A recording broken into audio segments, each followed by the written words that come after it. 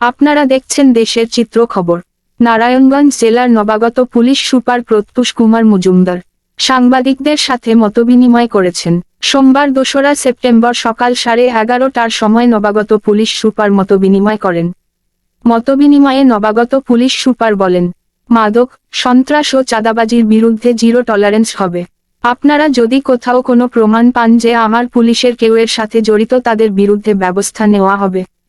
Police super বলেন, একটি প্রতিকূল পরিস্থিতিতে আমরা এখানে পুলিশের দায়িত্ব নিয়ে এসেছি। এই দায়িত্ব পালনে অনেক প্রতিবন্ধকতা আছে, অনেক চড়াই উতরাই আছে, কারণ আমাদের পুলিশের মনোবলটা এখন ভেঙে গেছে। গত 5 আগস্টের পর আমাদের বিভিন্ন থানা অফিস ভাঙচুর ও লুটপাট করা হয়েছে। পুলিশের মনোবলটাও ভেঙে গেছে। আমরা পুলিশের মনোবল ফেরাতে প্রথমে কাজ করব।